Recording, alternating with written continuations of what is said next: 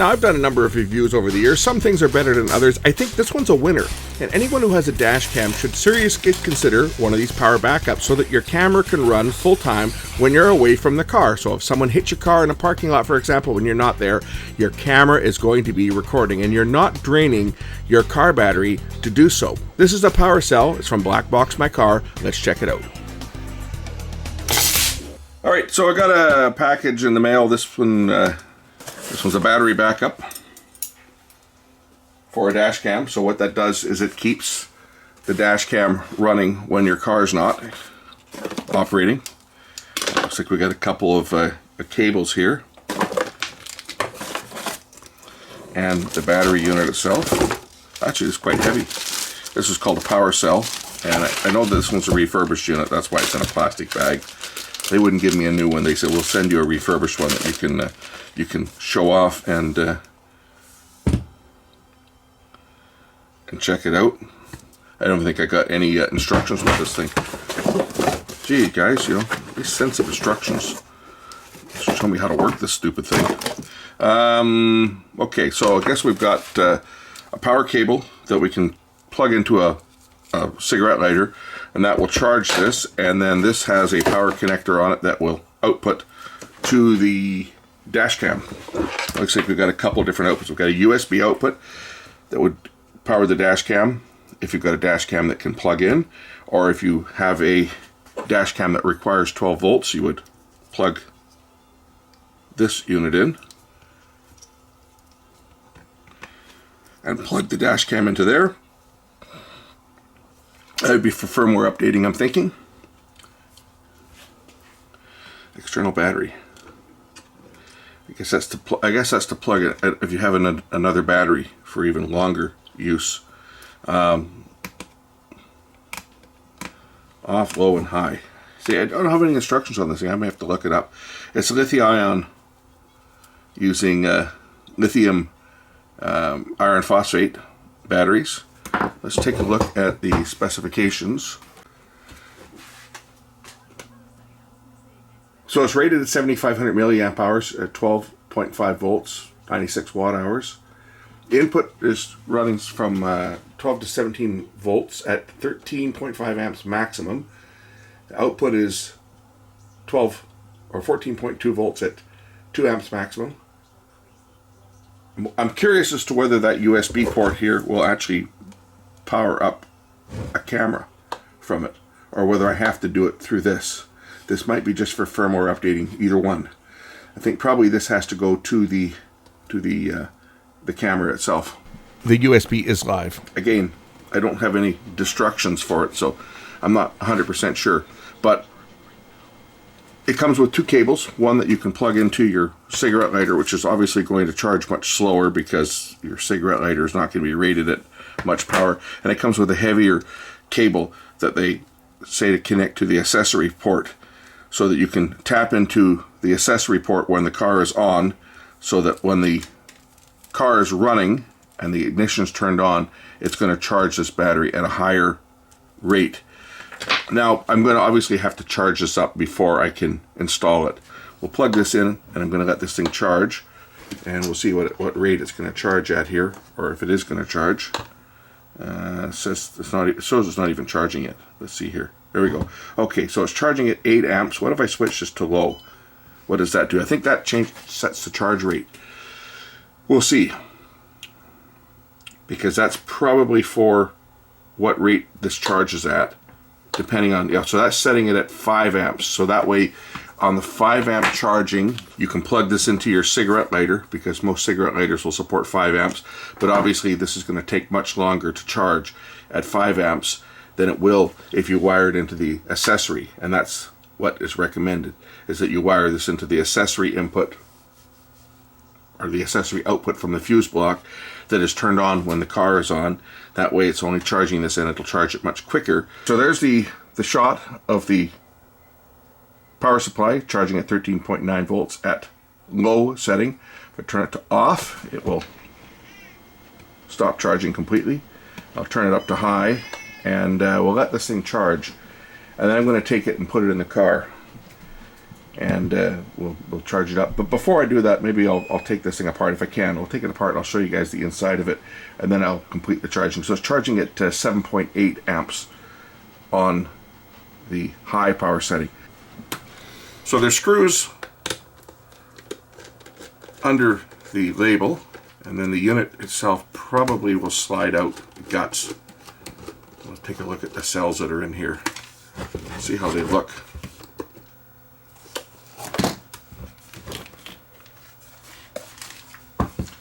I guess I have to do the ones on the other side as well. And then the whole unit, I think, will probably pop out. Okay, let's see if the top, there we go. Okay, so there's the top off. I want to make sure nothing's going to short out here, because we do have, obviously, this is live, and I'm sure there's some charge in these batteries. But there's the top half, or the bottom half, and the other side here is it might be stuck down. Oh, there it comes off. There we go. So they are stuck down, but that is the cells that's in here. These ones are LPF 18650, 3.2 volts, 1500 milliamp hours. There's 1, 2, 3, 4, 5, 6, 7, 8, 9, 10. So there's 20 cells. I guess they're probably configured into 4 blocks. So series, series, series, series, and then parallel. I would think that's how these are configured, as 4 separate blocks.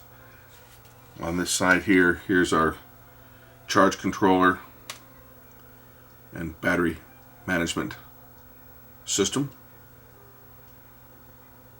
Got 6 capacitors and some coils and inductors and some ICs.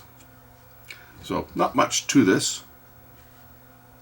Bluetooth. It's got Bluetooth? It has Bluetooth. So according to this, it has Bluetooth. Again, I don't have any manual for this thing, so I got it just given to me just to show off and try out. So that's that. Let's put this back together.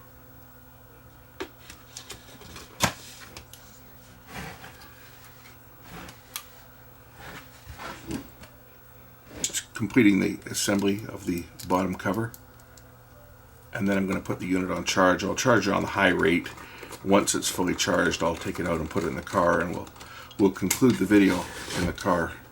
And I might even hook it up with the accessory, because I know where all the fuses are in my car. Depending on where I can put this, it's quite big, so I got to find a place to actually stash it. My car is full of airbags, so I got to be careful where I place it, because the last thing you want to have happen is if you get in an accident and an airbag deploys, you don't want this thing being hurled at you at 200 kilometers an hour or whatever the speed the airbags go off at. So I have to try to find a place to put this where it won't be in a bad place to be if the unfortunate happens and somebody plows into me. I say that because I'll never hit anybody else. If I get in an accident, it's going to be somebody else's fault. It won't be mine. And I can say that in confidence because I'm a good driver and I don't put myself in those situations. And that's why you have a dash cam, right? Okay, I'm going to plug this in. Hook up my power supply again to it. I'll put it on high charge, and we'll get this thing charging up, and then I'll put it in the car. So power in there, and I'll turn it on to high. And there we go. Okay, it's turned on, it's charging. Okay, my stream is over. I'm just continuing to charge the battery here before putting it in the car. It's now gone up to 9.1 amps on high charge. This is the camera I do the live stream from, which I've now obviously turned off as I'm no longer streaming. But so I had to update you guys. It's gone to 9 amps, 9.1 amps on charge, and we'll see how long this thing takes to charge up before I throw it in the car. Might as well get it fully charged now so that at least it'll start with a full charge. So I've mounted the Powercell in behind my driver's seat, routed the cable. Yeah, I know I got to vacuum this out. Haven't vacuumed it since last year. This is behind the seat. I've got the seat forward now just to fit it in there, but I can push the seat back and it won't cut the wires or anything because they're routed in behind the track. The power connector there is what's connected to the camera. The camera is actually running now on battery, and I'm going to reroute the power cable here, route that around and hook it up to the switch to power in the back where my ham radio is, because I have a direct feed to the battery that's going through a relay that cuts off the power when the car is off. So when the car is on, it'll get full power to charge. So what I got in the back of the car here is I've got my ham radio, and I've got the power cord for it here. I've got it disconnected. This is switched. So I've got a relay that's down here. These are the control wires. They go back actually to the cigarette lighter in the back as a control, because it's switched off, or the power point is switched off when the power's off. So I use that to control a relay, and the relay is going directly to the battery. There's one terminal right there on the battery, and the other terminal is under here on the battery side of things. Somewhere down here there is the positive terminal right there. So, and these are all the maxi fuses for various systems in the car. So I didn't want to tap into any of those things. I just took it right off the battery, positive and negative for the ham radio.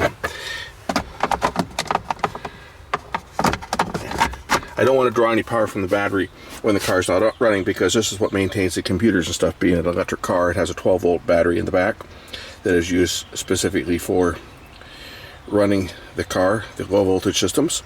Here's my fuse. That fuse is this line, which is switched. So I'm just going to tap into this line so that when the power comes on, I will have a 12-volt accessory power to power up the battery, or power up the charging circuits to charge the battery for the dash cam. That's all hidden under the back deck here. When this is closed, you don't see it. So I'm just going to tap into this wire. We'll solder it on and tape it. I'll stagger the connections so that when they're lying flat, they aren't touching together. And we'll do that, and that should complete this installation of this battery backup. Okay, the connection's done. I'm just taping it up here. I did not want to show you guys my brutal means of splicing these wires together, as my extension cord wasn't quite long enough. So it did involve the use of a propane torch, but I assure you that that connection is good. Now that I'm all done, just close up the back and then put the trunk liner back in, and you'll never even see it. There we are, as good as new. So here's a time-lapse recording from the rear camera. It was recording while I was still installing. It's powered up now. I don't have the power connection. Right now what I'm doing is I'm doing the physical connection to the switched power source to charge the battery. But as you can see, the camera is running. This particular one that I'm using actually goes into time-lapse. Once the car stops moving for a few minutes, it's called parking mode.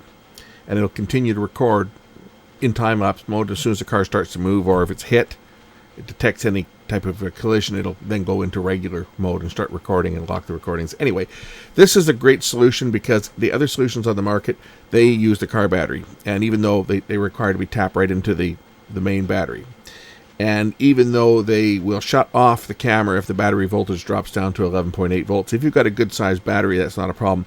These electric cars have a relatively small 12-volt battery because it's mainly there to maintain the computer, so you don't want to draw anything off of them when the car is parked and not charging, because if the voltage drops too low, the computer's going to shut down, and then the car is not going to start, and then you're going to need to jump start it. So for an EV, the solution, the Blackboxmycar power unit that I just put in, this is the ultimate solution to maintain, and for any of them, not just EVs, but I think this is the ultimate solution, much better than those other solutions that just use the car battery, because then you never have to worry about your car battery getting low. If the black box battery goes low, then the camera will shut off until you start the car and it charges again.